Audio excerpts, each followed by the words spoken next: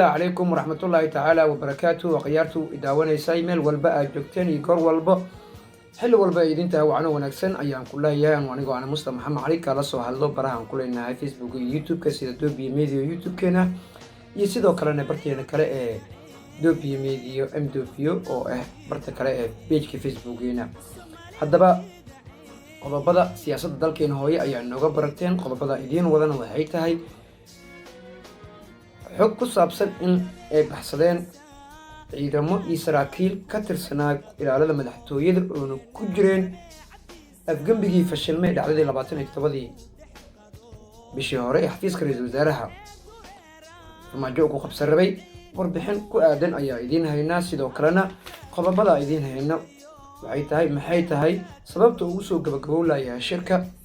wadatashiga qaran ee muqdisho ka socdo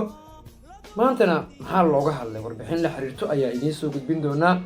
sidoo kalena waxaa qayb ka noqon doona guddiga gurmadka abaaraha ee ra'iisul wasaaraha uu magacaabay ayaa maanta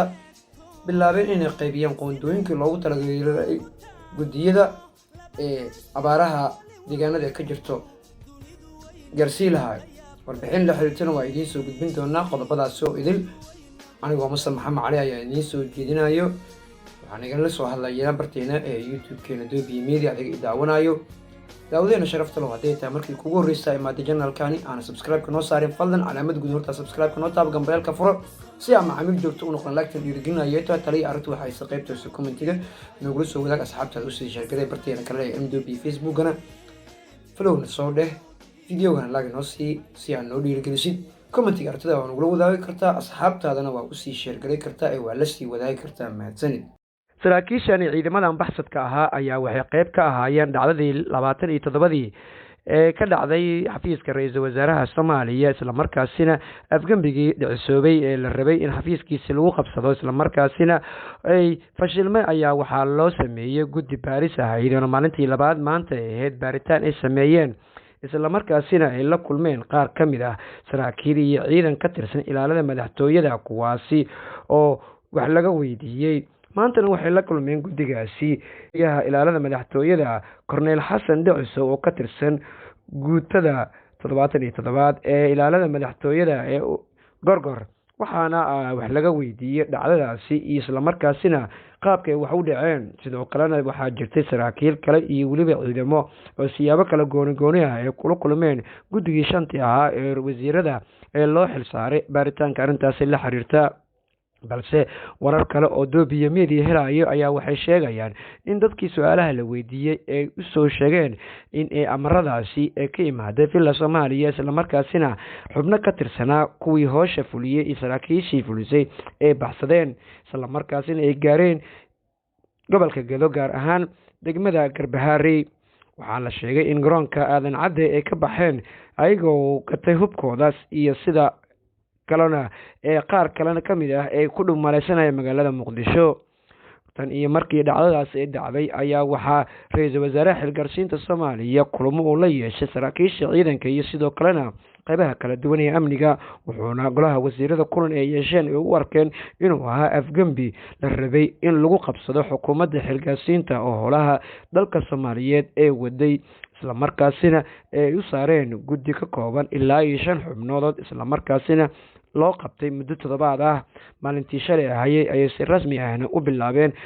kulamadooda baaritaanada iyo su'aalo weydiinta maantana waxaa la sheegayaa in markii la kulmeen taliyaha ilaalada madaxtooyada Cornel Xasan Dhiciso iyo saraakiil kale ee heleen xog ku aadan xubnahaasi inay ka dambeeyeen waxaana la sheegay in xubnaha la sheegay ay ka dambeeyeen falkaasi ee baxsadeen halka qaar kalena ay ka tageen shaqada ay ka hayeen ilaalada madaxtooyada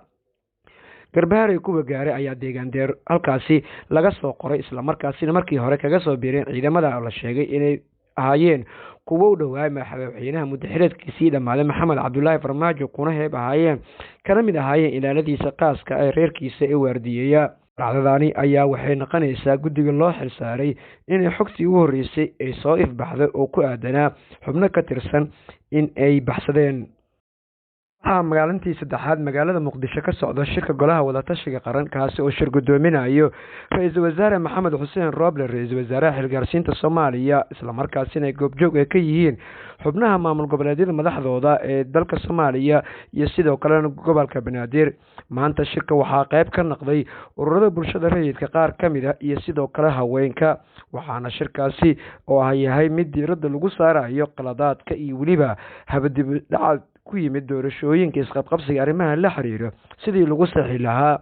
doodii maanta ajendaha waxyaabihii loogu hadlay waxaa warbaahinta la wadaagay afhayeenka xukuumadda federaalk soomaaliya maxamed ibraahim macalimow ayaa waxauna sheegay in maanta uu yahay maalintii saddexaad shirka golaha wadatashiga qaran islamarkaasina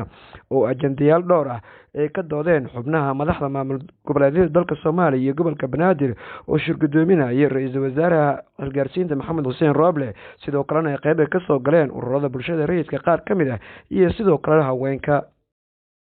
waxaa maanta galay maalintii saddexaad ee shirka golaha wadatashiga qaranka soomaaliyeed oo shir gudoominaya ra-iisul wasaare maxamed xuseen rooble kaasoo ay ka qayb galeen madaxda dowlad goboleedyada soomaaliyeed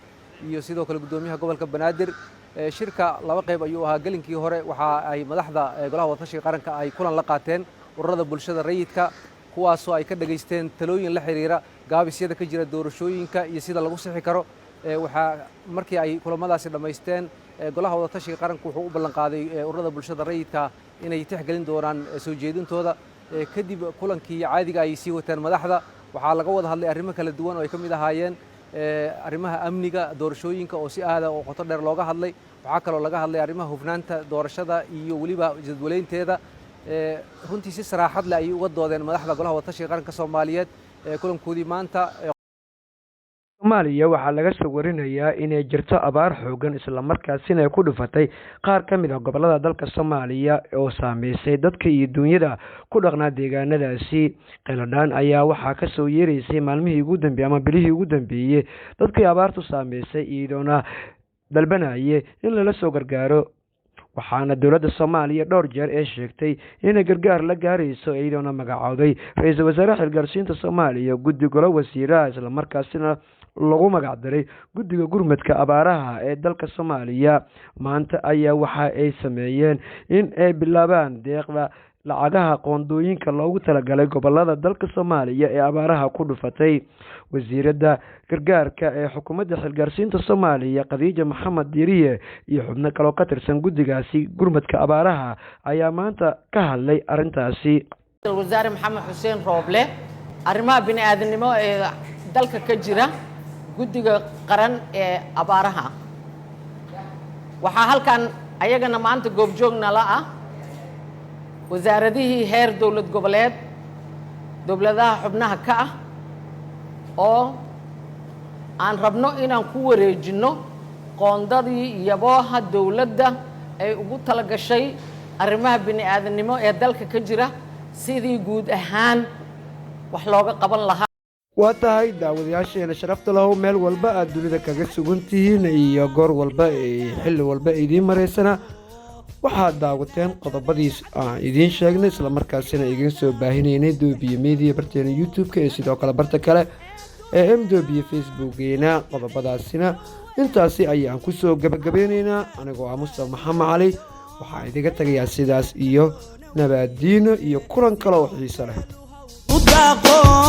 laguna u diidnaahiyeyso